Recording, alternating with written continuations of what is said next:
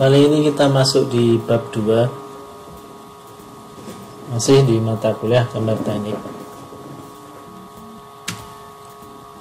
Tujuan instruksional umum pada bab ini yaitu mahasiswa dapat mengerti tentang penggunaan dan fungsi peralatan gambar teknik dan cara pembuatan layout gambar yang baik. Sedangkan untuk tujuan instruksional khusus, mahasiswa dapat menjelaskan definisi, fungsi, dan penggunaan peralatan gambar teknik. Kemudian menggunakan jenis peralatan gambar teknik sesuai kaidah yang berlaku, serta membuat layout gambar yang baik. Pada bab 2 ini lingkup materinya yaitu yang pertama kita akan membahas jenis-jenis dan fungsi peralatan gambar. Kemudian yang kedua kita akan membahas layout gambar. Oke, yang pertama jenis-jenis dan fungsi peralatan gambar. Kertas gambar. Kertas gambar berfungsi sebagai media untuk mencetak atau menyajikan gambar. Kemudian kertas gambar juga memiliki bermacam ukuran-ukuran yang standar. Kalau ukuran yang sering digunakan di Indonesia pada umumnya itu seri A. Kemudian kalau untuk ukuran kertas umumnya yang digunakan dalam gambar teknik itu antara ukuran yang paling besar A0 hingga ukuran A3. Ini tabel ukuran dan jenis atau tipe kertas yang umum digunakan. Paling besar yaitu A0. Ini angka di sini dalam satuan milimeter ya. Lebarnya A0 itu 841 mili. Panjangnya 1 meter lebih, itu 1189 mm. Kemudian A1 594 mili untuk lebarnya, kemudian panjangnya 841 mm. Kalau kita amati dari A0 sampai A paling kecil A6 ini, lebar dari ukuran kertas sebelumnya itu menjadi panjang dari ukuran kertas yang di bawahnya. Contoh ini, lebar A0 841 mili sama dengan lebar A1, sama dengan panjang A1 841 mili. Kemudian lebar A2 420 mili menjadi panjang dari A3 420 mili. Begitu juga dengan lebar A1 594 mili menjadi panjang dari A2 yaitu 594 mili. Ini artinya apa?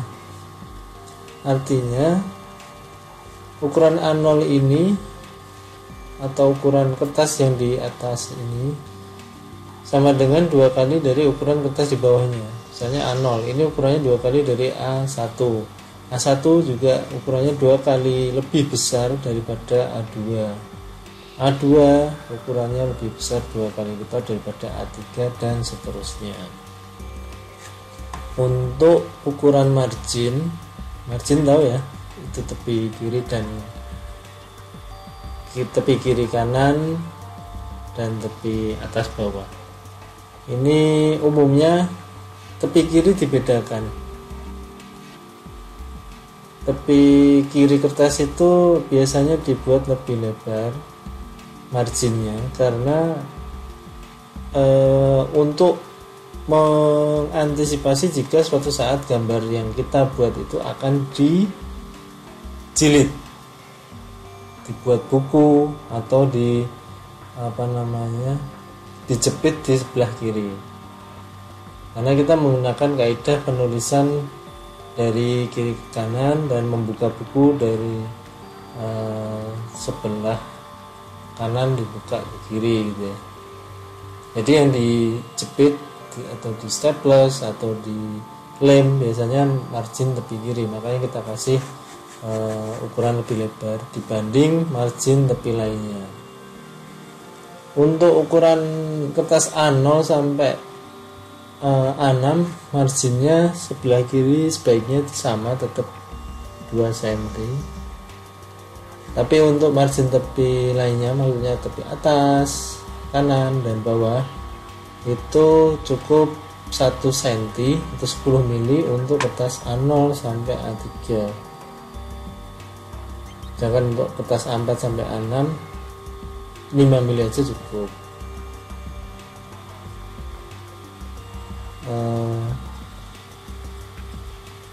Kenapa margin kiri dibuat lebih lebar?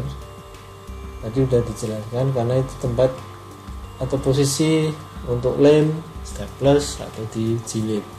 Supaya apa? Supaya gambar kita tidak tertutup oleh jilidan yang dipasangkan pada gambar. Jadi ketika kita membuka buku atau membuka gambar yang kita buat, semua gambarnya tetap terlihat, tidak ada yang tersembunyi. Jadi informasi yang disampaikan tuntas. Oke. Nah, ukuran kertas tadi itu sering kita temui juga ketika kita akan ngeprint ya, mau mencetak gambar atau mencetak apapun lah melalui komputer. Misalnya kita setelah memilih media cetak atau memilih printer, baik printer fisik maupun printer virtual, misalnya kita disuruh memilih ukuran kertas yang akan kita gunakan. Nah, ini tadi mungkin selama ini sudah tahu kan, sudah pernah dengar A0, A1, A2, A3 dan seterusnya. Itu biasanya di halaman mencetak itu juga ada keterangan ukuran kertasnya. Oke, selanjutnya ini tadi, dari tabel tadi itu bisa digambarkan seperti ini. Untuk kertas ukuran A0 ukurannya segini, kemudian A1 itu separuhnya ini, kalau di A2 itu separuhnya dari A1, A3 separuhnya A2 dan seterusnya. Oke.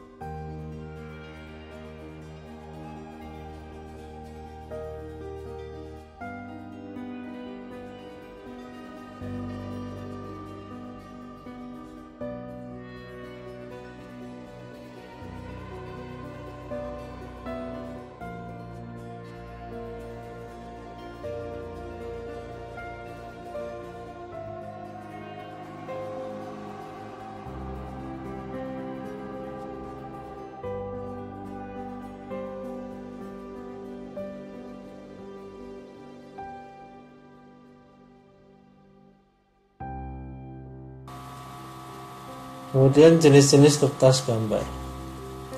Kertas gambar yang biasa digunakan untuk menggambar manual ataupun menggambar dengan komputer.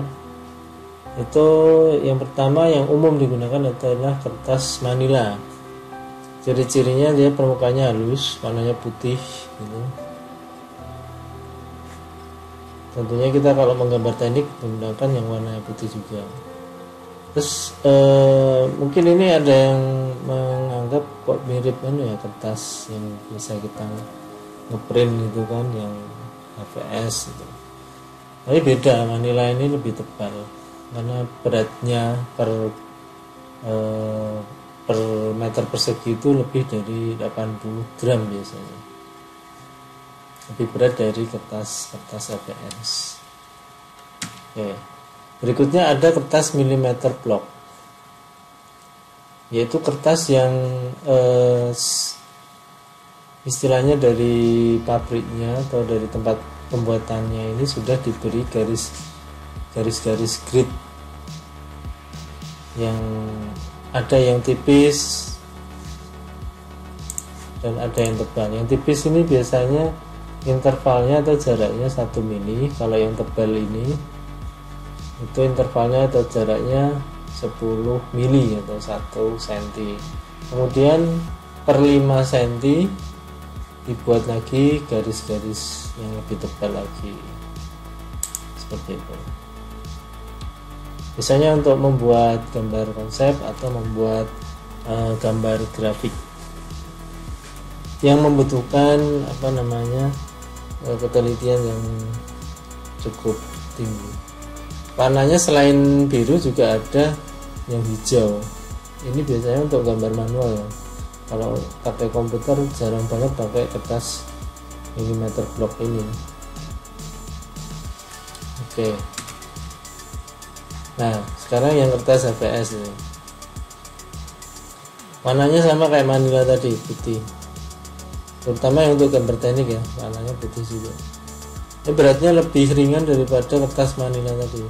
Otomatis ketebalannya lebih tipis dibanding kertas Manila. Bentuknya seperti ini.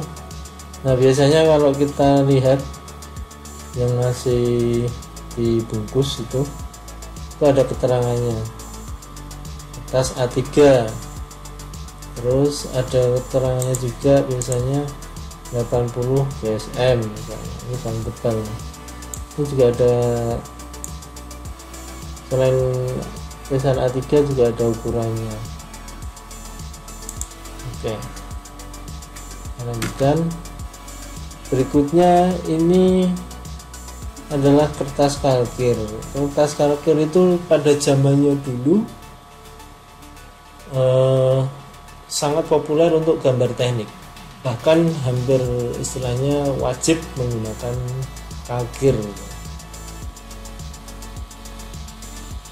Sampai saya sekitar tahun 2004 mungkin ya, 2005, 2006 itu kertas kalkir masih trending, masih banyak digunakan untuk menggambar teknik. Tapi nggak tahu sekarang kayaknya sudah jarang digunakan, karena kita langsung bisa ngeprint atau medianya langsung di kertas ABS. Bahkan sekarang udah banyak yang menggunakan paperless yang tanpa kertas. Oke, kertas kalkir ini kalau yang sering pernah bikin roti gitu pakai kertas roti itu secara fisik dan visual hampir mirip dengan kertas roti yang kayak transparan gitu, terus kayak berminyak gitu. Tebalnya sekitar 60 sampai 80. Beratnya sekitar 60 gram sampai 80 gram per meter persegi. Permukaannya sama halus, semi transparan. Biasanya ini pasangannya dengan alat gambarnya Rapido. Jadi semacam ballpoint bertinta yang tebal tipisnya itu sudah diatur, tebal tipis ujung penanya. Kertas kalkir juga sering digunakan untuk menjiplak gambar karena bentuknya yang ini ya, secara visual semi transparan. Jadi kalau Rapido ini diletakkan di atas gambar lain yang sudah jadi, gambar itu bisa terlihat jelas di kertas kalkir ini. Nah, semacam ini. Ketika kita taruh kertas kalkir di atas gambar lain, gambar di bawahnya itu kelihatan. Jadi dengan mudahnya kita bisa menjiplak atau menggambar ulang. Jadi ini misalnya kita mau membuat gambar yang sama persis atau mirip dengan beberapa perubahan yang diinginkan, biasanya kita bisa pakai kertas kalkir ini. Oke, berikutnya kertas Lightrock. Lightrock ini adalah bentuk penggandaan dari gambar yang dibuat menggunakan kertas kalkir. Jadi kertas kalkir itu kalau mau digandakan lagi, misalnya tidak perlu diedit atau langsung digandakan beberapa kali gitu setelah gambarnya disetujui, itu jarang difotokopi karena ukurannya yang besar dan penggandaannya banyak, biasanya mahal kalau difotokopi. Jadi yang digunakan adalah Lightrock ini.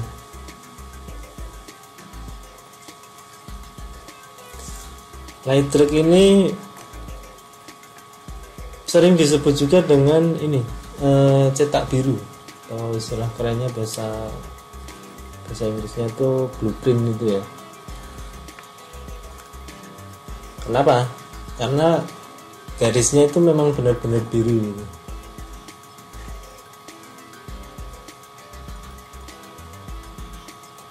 Oke, ini juga sudah jarang banget digunakan, tapi kalian harus tahu juga sih untuk wawasan. Oke, selanjutnya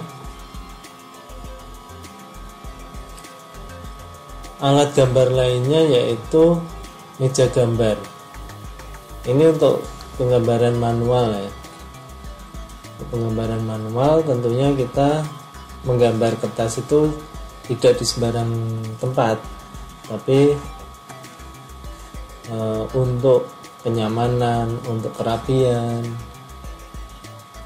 itu sebaiknya kita menggunakan meja gambar. Nah, fungsinya sendiri apa meja gambar itu? Fungsinya ya sebagai tempat untuk meletakkan kertas gambar pada saat kita akan menggambar itu. Terus bagian dari meja gambar itu secara umum ada dua, yaitu papan gambarnya ini sendiri atau boardnya, dan rangka penyangganya atau kaki-kakinya. Kemudian syaratnya meja gambar ini yang utama yaitu adalah papannya ini tadi itu harus benar-benar rata, halus, tidak boleh melengkung. Jadi percuma juga kalau kita gambar mejanya nggak rata, nggak halus, apalagi melengkung. Itu nanti tarikan garis kita akan tidak rapi. Kemudian meja gambar umumnya ini bisa digunakan untuk menggambar kertas yang ukurannya sampai dengan A1, mungkin A0 juga ada ya, tapi yang besar. Nah, untuk meja gambar yang memang dedicated atau ditujukan untuk gambar teknik, biasanya itu bisa diatur kemiringan ininya, papannya itu. Jadi tidak kaku, tidak statis, masih bisa diatur, misalnya agak tegak atau datar sama sekali atau miring, gitu bisa. Gambarnya seperti ini ya. Oke. Kemudian pelengkap dari meja gambar biasanya itu kalau kita tidak menggunakan penggaris segitiga, ya baiknya kita menggunakan mesin gambar. Mesin gambar itu terdiri dari dua penggaris yang saling tegak lurus, jadi ada dua. Setiap mesin gambar apapun jenisnya itu terdiri dari dua penggaris satu tegak gini vertikal, yang satunya mendatar atau horizontal. Nah, ini mesin gambar ini memungkinkan penggaris tadi itu bisa bergerak secara bebas di bidang gambar kita, di meja gambar kita.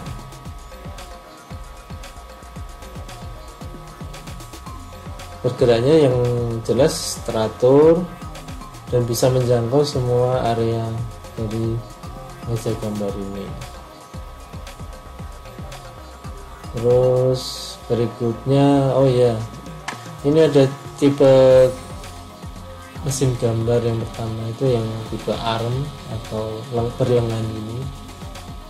Yang kedua tipe track atau ada alurnya kayak rel gitu, rel. Jadi kalau yang tipe arm ini mekanismenya ini mirip lengan kita. Porosnya di sini, poros mesinnya dijepit di meja gambar ini. Kemudian ada poros lagi di sini dan di sini. Ada 3, 1, 2, 3. Dan untuk menggerakkannya tinggal ini digeser-geser. Sedangkan yang tipe track itu mesin gambar bisa naik turun dengan menggunakan atau berdasarkan acuan dari rel yang ini, track yang vertikal ini. Dan untuk bergeser kiri kanan ini, relnya ini bertumpuan pada rel yang di atas ini yang mendatar. Selain itu, mesin gambar ini bisa diputar-putar sesuai sudut yang kita kehendaki. Oke, selanjutnya pensil. Semuanya pasti sudah pernah tahu dan pernah menggunakan pensil. Pensil sendiri untuk gambar teknik itu ada 2 jenis. Yang pertama pensil batang atau pensil manual ya. Yang kedua ada pensil mekanik.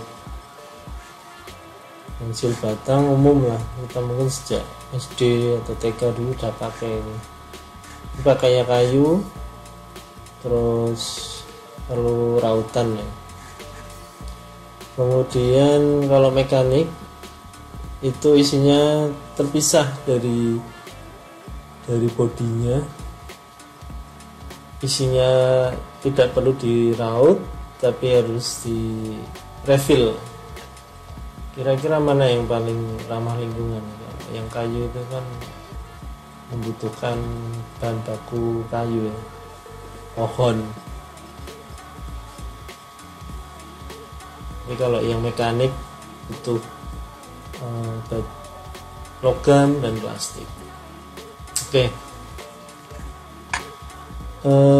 Untuk kelebihan dari pensil mekanik ini, ukuran isinya atau ukuran diameter dari isi pensil atau inti pensil itu bervariasi, apalagi yang memang untuk ditujukan untuk gambar teknik.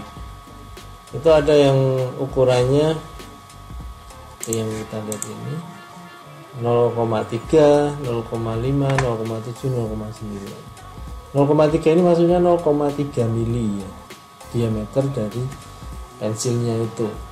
Jadi dia kalau kita pakai untuk menggambar, garis yang dihasilkan itu nanti tebalnya ya 0,3 mili itu, atau 0,5 kalau kita pakai yang 0,5. Yang umum dijual itu biasanya yang 0,5 ini, yang enggak ada yang bukan untuk gambar teknik itu, umumnya yang 0,5. Kalau makin nambah ukurannya berarti makin tebal. Sedangkan untuk yang pensil manual atau pensil kayu itu umumnya kita tahu ada ini ya, kode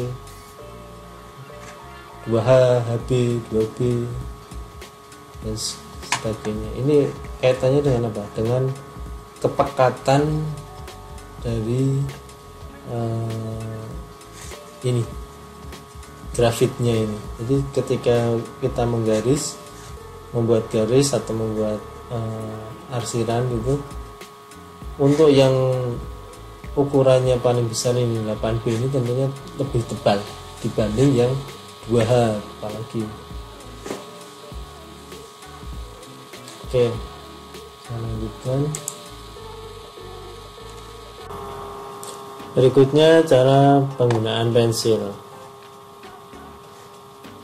Dalam gambar teknik, kalau kita menggambar menggunakan pensil manual, misalnya membuat garis itu supaya garisnya bisa seragam tebalnya dari ujung awal ke ujung akhir, maka kedudukan pensil sewaktu menarik garis tadi harus agak miring dikit, sekitar 80 derajat. Dan selama menarik garis, pensilnya itu diputar, jadi ujungnya ini seragam, yang ujung pensil yang mengenai kertas gambar itu seragam, sehingga hasilnya garisnya juga sama tebalnya. Sedangkan kalau menggunakan pensil mekanik, posisi pensilnya harus tegak lurus, jadi garisnya juga bisa sama tebalnya, seragam.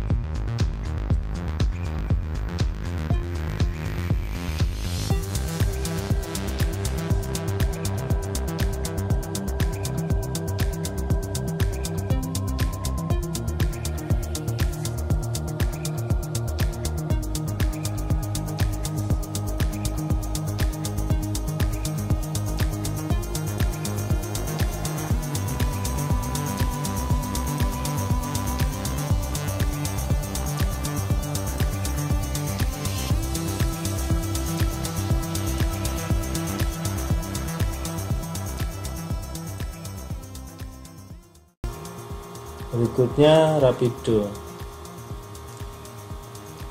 Rapido merupakan alat gambar yang menggunakan tinta untuk menggambar pada kertas gambar. Bisa kalkir, bisa manila atau HVS sih sebenarnya. Nah, tintanya bisa dipakai juga untuk kertas itu. Macamnya banyak itu. Ada yang tebalnya 0,1 mili, ya tipis banget 0,1 mili.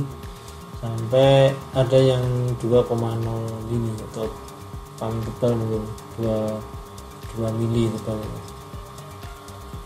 Sekarang mungkin ini udah jarang banget digunakan karena sudah banyak tergantikan oleh gambar komputer, dimana kita juga bebas untuk memilih tebal garis sesuai yang kita harapkan.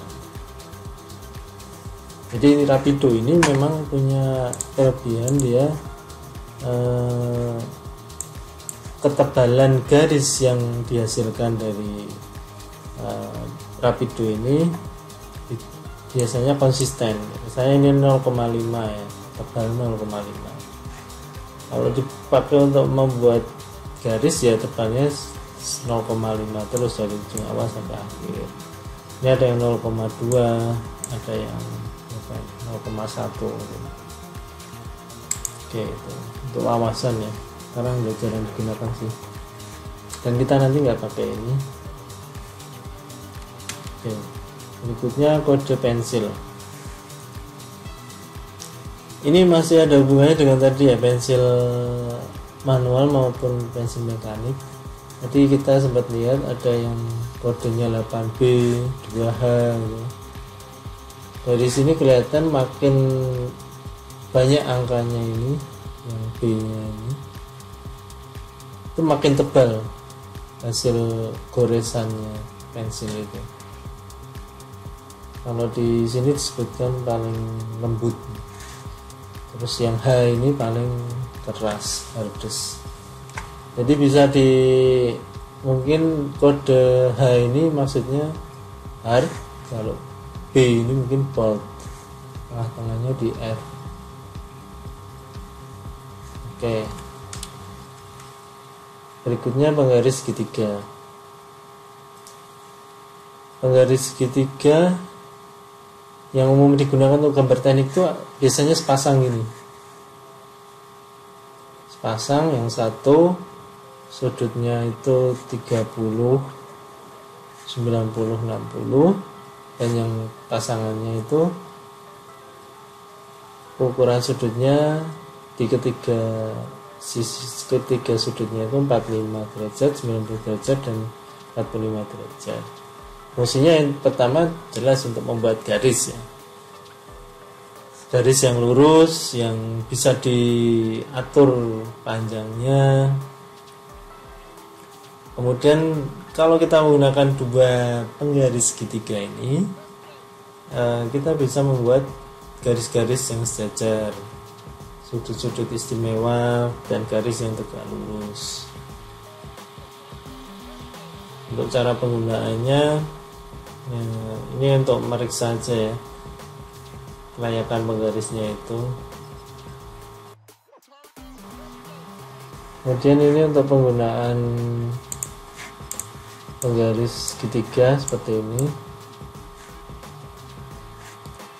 Kalau ditegakkan gini, sudutnya 30 sini, 60 di sini, dan seterusnya. Nah, dalam menggunakan penggaris segitiga kita bisa membentuk beberapa sudut-sudut istimewa. Misalnya yang di atas ini. Nah, ini sudutnya kita pakai yang segitiga dengan 30 derajat. Kalau kita membuat garis gini, miring gini, ini tentunya penggarisnya kan 30, sisanya berarti 150.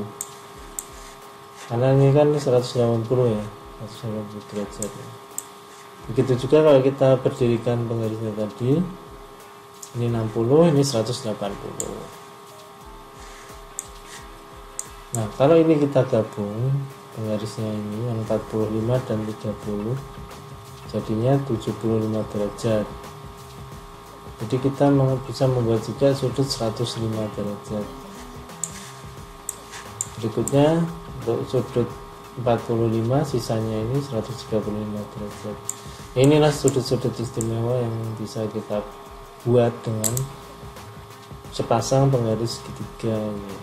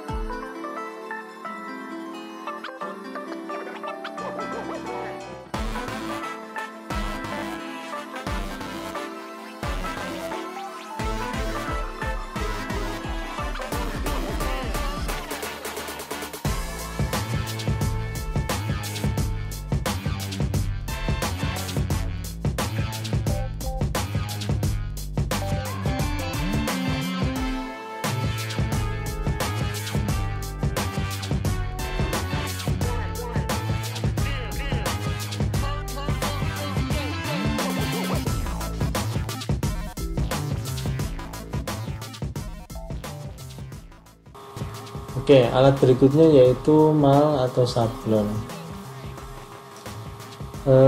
Mal atau sablon ini digunakan untuk membuat misalnya huruf atau angka yang seragam ukurannya, yang seragam bentuknya, yang rapi, lebih rapi gitu.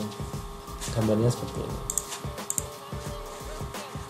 Tapi ini juga udah jarang digunakan ya. Ini bisa pakai Rapido maupun pakai pensil mekanis, karena bisa masuk ke ini alur ini, tentunya dengan ukuran yang sudah ditentukan. Kemudian ada juga mal atau sablon kurva bebas ini. Jadi ini kalau kita membentuk atau membuat garis lengkung itu bisa lebih teratur, lebih rapi. Berikutnya ada juga kalau kita nggak pakai jangka, kita bisa menggunakan mal atau sablon yang lingkaran. Bentuknya lingkaran, ini sudah ada ukurannya, mulai dari paling kecil sampai paling besar. Kita butuhnya yang mana, tinggal kita pakai aja. Ini udah banyak yang pakai ya. Kemudian ada juga yang kecil-kecil kayak gini, mal yang kecil gini, atau mal yang elips bentuknya ada juga. Ini kayak yang lingkaran tadi tapi dia elips. Kalau elips itu kan berarti ada dua ukuran, sumbu panjang dan sumbu lebar. Oke. Berikutnya jangka. Jangka ini jelas fungsinya untuk membuat lingkaran atau garis busur. Busur itu kayak lingkaran yang nggak selesai.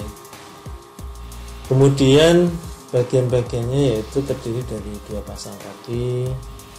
Karena kaki yang satu itu fungsinya sebagai titik pusat, biasanya yang ini bagian yang tajam ini titik pusatnya, jarumnya ini yang kita tempatkan di titik pusat lingkaran atau sumbu lingkaran.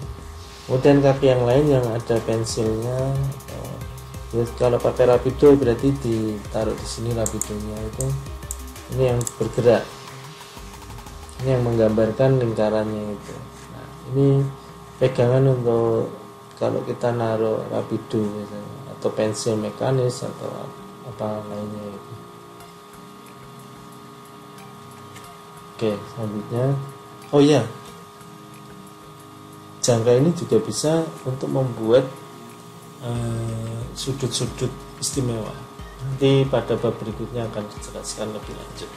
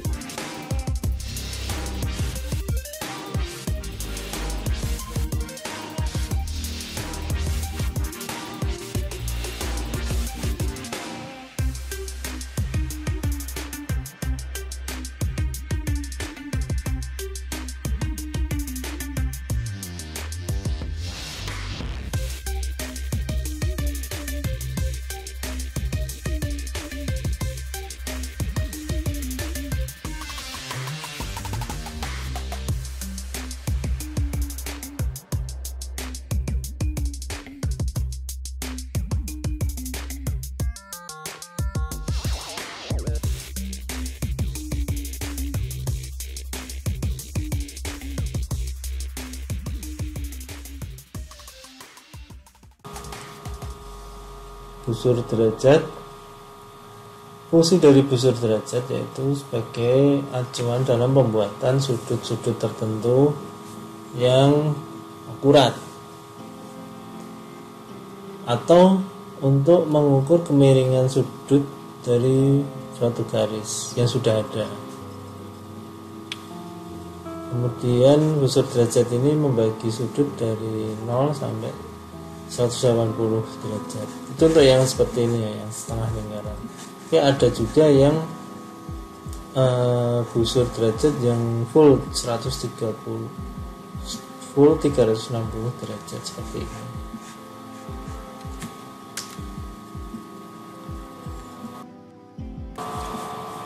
Bagian kedua yaitu layout gambar. Layout adalah tata letak dari elemen desain pada masing-masing bidang atau media yang kita buat. Dalam hal ini adalah tata letak dari gambar teknik. Kemudian layout untuk per lembar gambar maupun layout untuk dokumen gambar keseluruhan yang dimaksud di sini. Tujuan kita membuat layout atau mengatur layout gambar yaitu yang pertama supaya susunan gambar menjadi teratur, kemudian gambar disajikan secara proporsional, tidak terlalu besar, tidak terlalu kecil gitu. Kemudian menyesuaikan dengan ukuran kertas yang digunakan. Ini kaitannya nanti dengan skala gambar. Dan tujuannya yaitu supaya gambar juga mudah dipahami. Tentunya kalau mudah dipahami, mudah diterapkan atau dilaksanakan nantinya. Selain itu, yang paling penting yaitu informasi bisa disampaikan sehingga gambar kita itu informatif dan komunikatif. Ingat ya, gambar teknik itu menyampaikan informasi untuk komunikasi. Penyusunan layout gambar itu meliputi cover atau halaman muka, kemudian penyusunan daftar gambar atau daftar isi, kemudian pencantuman legenda atau simbol-simbol kemarin sudah disebutkan, kemudian ada kop gambar juga, kemudian penataan gambar. Untuk daftar isi atau daftar gambar ini fungsinya sebagai daftar isi dari dokumen gambar. Juga untuk memudahkan inventarisasi atau pencarian gambar-gambar di dalam album itu. Jadi setiap lembar gambar nanti diberi kode atau nomor gambar. Contohnya seperti yang di bawah ini, di tabel ini. Misalnya kelompok gambar A itu isinya denah tanpa potongan. Kemudian untuk gambar, misalnya gambar denah lantai 2 itu ada di A1 02, berarti urutan ke dari 0 1 2. Selain itu biasanya dituliskan juga skala masing-masing gambar ini. Yang MTS ini not to scale, berarti tanpa skala. Berikutnya yaitu cover gambar. Cover gambar ini terdiri dari yang pertama identitas pemilik pekerjaan. Dituliskan biasanya untuk mengetahui identitas pemilik pekerjaan atau owner itu dituliskan nama instansinya atau organisasi atau perusahaannya, kemudian logonya kalau ada, lalu alamatnya, alamat perusahaan atau instansi tersebut. Berikutnya yaitu nama dokumen gambar. Itu menunjukkan atau menginformasikan jenis gambarnya itu apa. Apakah gambar DED, shop drawing, atau speed drawing, atau gambar perubahan desain gitu. Berikutnya yaitu nama paket pekerjaan dan lokasi proyek atau nama proyeknya lah. Misalnya dituliskan proyeknya atau pekerjaan apa di lokasi ruas jalan apa, atau di kota atau di kecamatan mana gitu. Berikutnya yaitu identitas pembuat gambar atau yang memproduksi atau yang membuat gambar tadi itu. Biasanya ini yang dikontrak oleh owner ya, baik itu konsultan maupun kontraktornya. Yang terakhir adalah tahun pembuatan gambar atau tahun pelaksanaan pekerjaannya.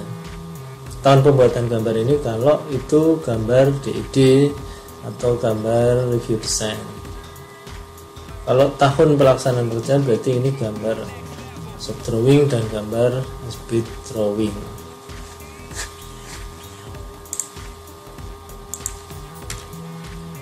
Nah, contoh cover gambar kayak gini nih.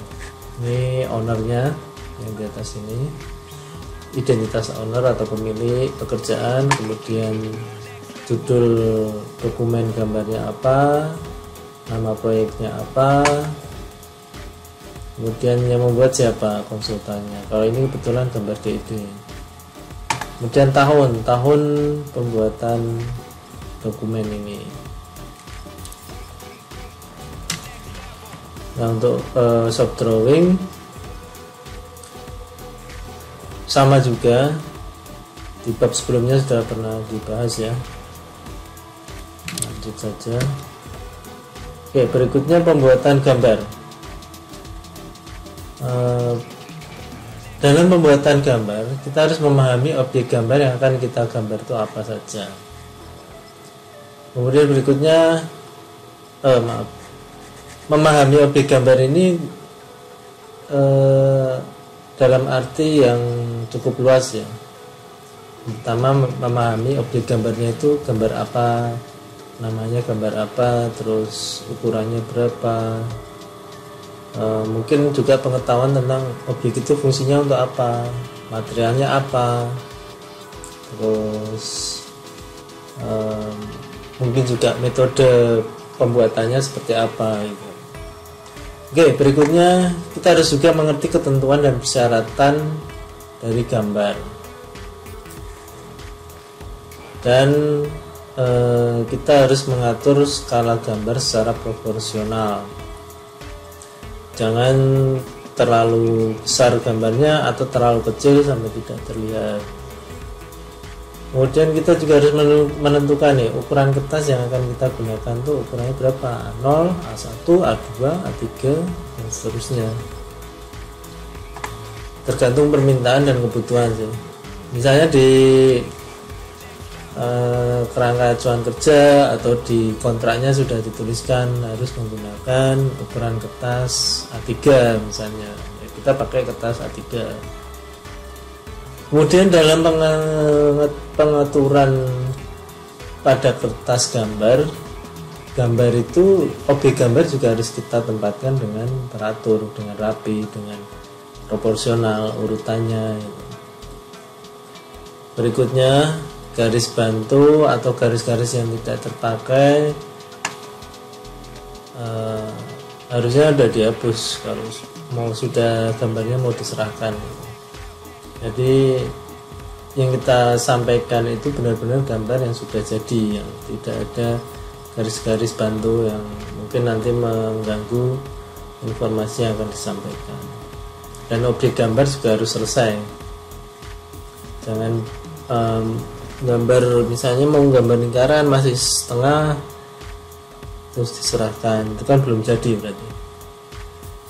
Dan yang tidak kalah pentingnya di dalam gambar teknik yaitu ukuran dan keterangan gambar harus lengkap. Jangan hanya gambar saja tapi tidak ada ukurannya atau tidak ada keterangan gambarnya, itu informasinya tidak dapat dicerna dengan baik nantinya. Oke. Penataan gambar, kita harus menata gambar dengan teratur dan rapi supaya lebih mudah dipahami. Kemudian juga harus proporsional dan efisien dalam penggunaan space atau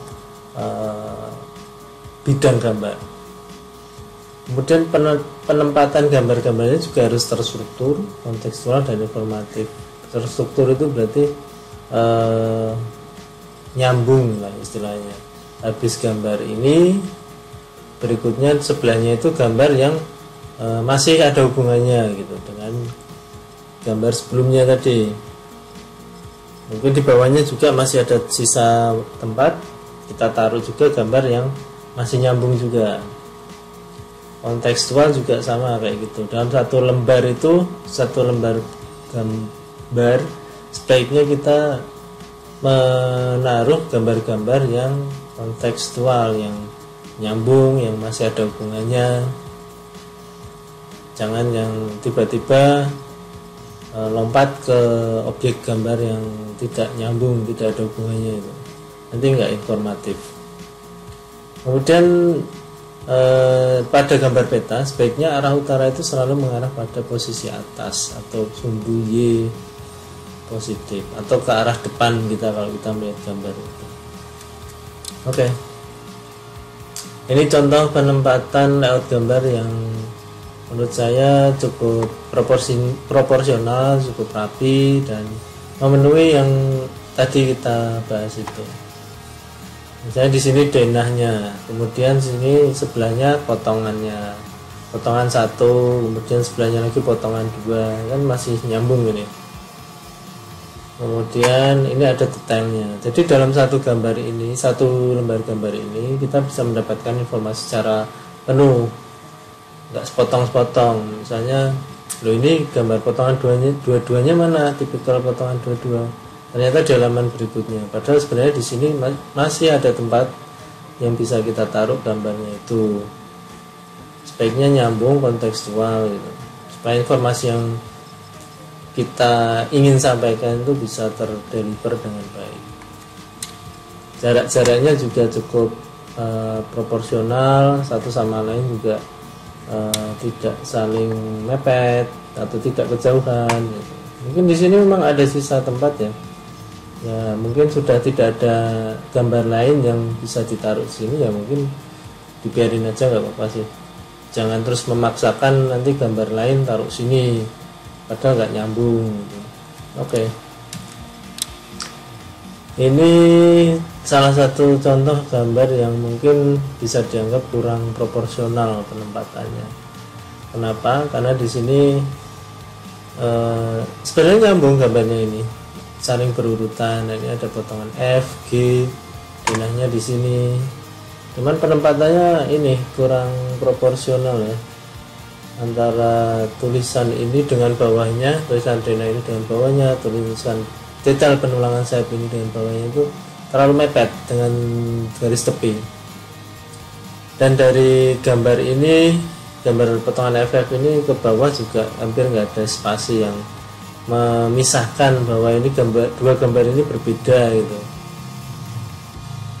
Jadi mungkin ini jangan ditiru ya. Nah, sebenarnya masih bisa dioptimalkan mungkin. Oke. Ini peta tadi yang kita sebutkan. Kalau peta sebaiknya arah utara menghadap atas atau menghadap sumbu Y positif seperti ini.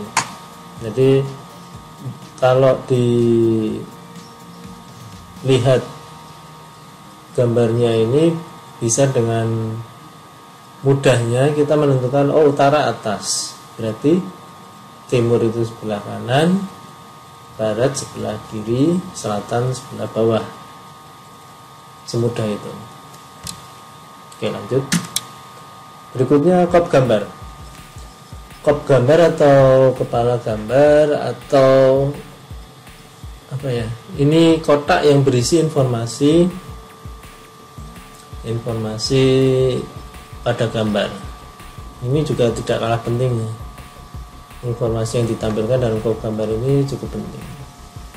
Yang pertama biasanya mungkin skalanya, skala berapa ditulis lagi di sini. Jadi mungkin supaya nggak nyari-nyari, bisa langsung lihat ke kop gambarnya skalanya berapa. Kemudian informasi lainnya yaitu ini gambar dibuat oleh siapa, digambar oleh siapa, drafternya siapa, sebutkan nama.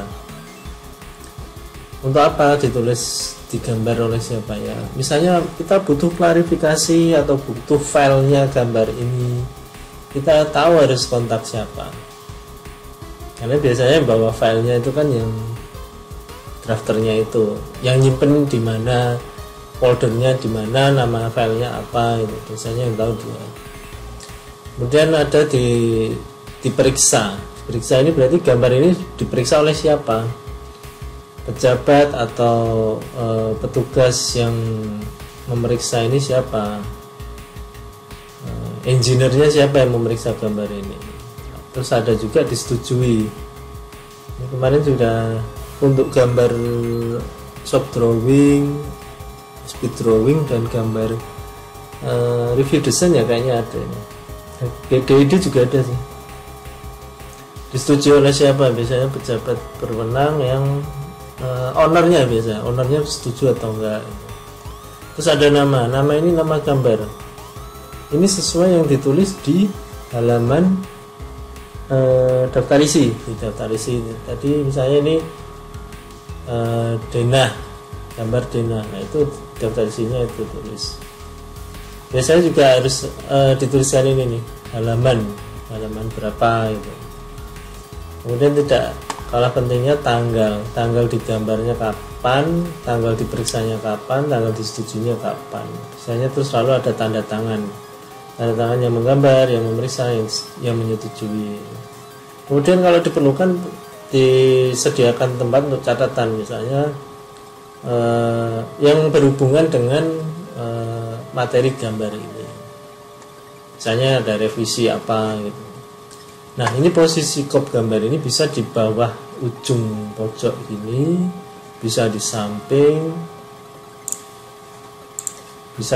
kanan, bisa di samping di atas ini memanjang, atau di bawah ini, tergantung aturan yang digunakan di instansi, perusahaan, atau institusi.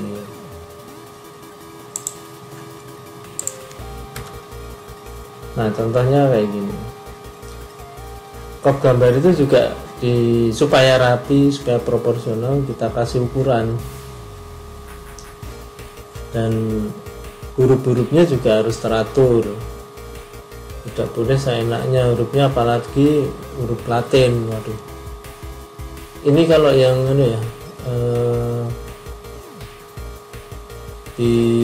baik maupun menggambar manual maupun dengan komputer itu kan bisa kita atur tuh ukuran fontnya. Memang paling mudah kalau pakai komputer, fontnya ukurannya berapa, jenis fontnya itu bisa kita atur.